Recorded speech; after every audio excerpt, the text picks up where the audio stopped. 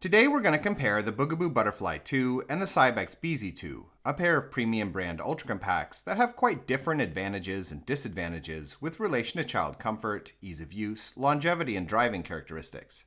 And starting off with the Butterfly, the model weighs in at 7.5 kilos and folds down to 55 by 45 by 24 centimeters. It can take 22 kilos in the seat and 8 in the underslung shopping basket.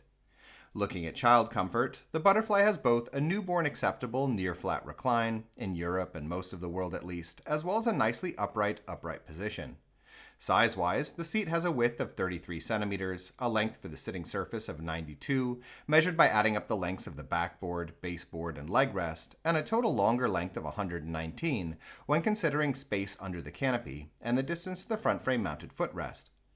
As far as other aspects of the seat go, the textiles have a durable, quality feel, and the harness has a 5-point buckle, no rethread shoulder strap adjustment, and uses the angling of its pads to hold the straps out from the seat back. The canopy is both extendable and has a sun flap and gives great sun coverage, while ventilation is provided via a coverable mesh peekaboo window. For the newborn period, in addition to that near-flat recline, depending on where in the world you live, Bugaboo plans to release a cocoon for the model later in the year, and also has car seat adapters available that are compatible with a variety of brands. Moving on to parent comfort, the Butterfly's handle stands at a fixed height of 103 centimeters, while the shopping basket is pleasantly accessible in the way it flips open to extend off the rear frame. With regards to folding, the model has an easy, one-handed fold, ending in a self-standing package that's within the IATA's guidelines for cabin luggage, and which can be carried either by a stretchy shoulder strap or by the leg rest, which doubles as a carry handle. As far as how the Butterfly feels to use, the chassis has a sturdy, dependable feel with thick bars, reinforced connection points, and a lot of care paid to have tight, precisely fitted components, which makes the chassis feel better manufactured than with many other top-end ultra compacts on the wider market. The model has decent-sized wheels, 5.5 inches in the front and 6 in the back, but shock absorption is a bit stiff, and while it can handle stuff like fine-grained gravel, lighter cobblestones, and lawn when you need to, it's still mainly oriented towards use in smoother environments. Moving on, the Beezy clocks in at a heavier 8.4 kilos and folds down to a taller 58 by 44 by 26 centimeters. It can take the same 22 kilos in the seat, but has a reduced capacity of 5 in the underslung shopping basket. When it comes to child comfort, the Beezy seat also has a newborn acceptable recline, depending on where in the world you live, but the upright position is unfortunately a lot more sloped, and the recline strap is also significantly harder on the fingers to use than the Butterfly setup. Size-wise, the Beezy seat is equally as wide, but is shorter both in terms of the length of the sitting surface, 79 centimeters, as well as its total longer length with the seat upright, 110, where key disadvantages here versus the Butterfly are the length of the backrest, 45 versus 52, which impacts for how long a child will be comfortable in the reclined position, and the fact that the leg rest doesn't fold down as far beneath the baseboard, which impacts access to the footrest.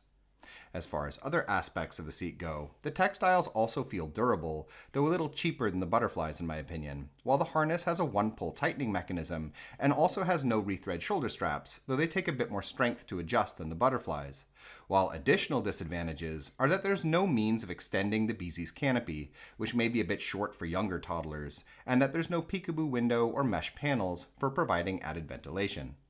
For the newborn period, in addition to its own flat recline, the Beezy similarly has car seat adapters available that are compatible with the same variety of brands, and there's also an infant insert accessory to make the seat more nest-like.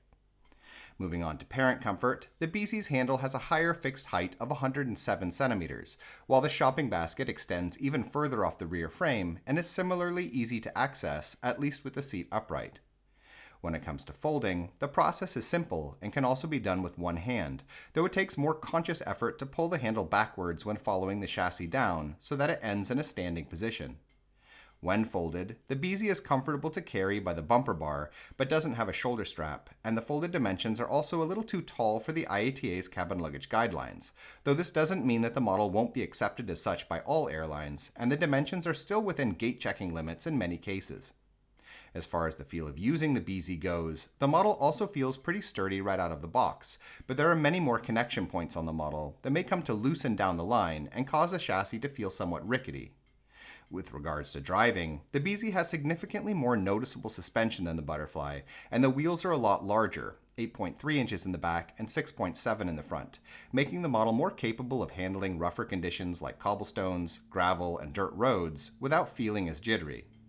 So which one of these should you get then? Overall, the Butterfly 2 is a better stroller in my opinion, providing more widely applicable advantages with its better seat, more streamlined chassis, and smaller folded size. Though that being said, as long as you're okay with its negatives, the Beezy does have a couple of advantages as well, in its lower price and better terrain capability, which might make a difference if you have specific, harder off-road areas you'll need to deal with daily or are traveling to a rougher holiday destination.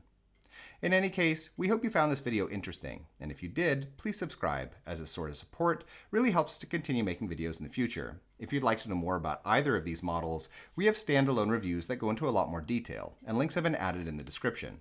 In addition, if you're currently shopping for a stroller, we have a buyer's guide on our Patreon page which lists a wide range of models that we recommend, with a lot of technical and lifestyle related information. You can find it by following the link in the description as well. Thank you.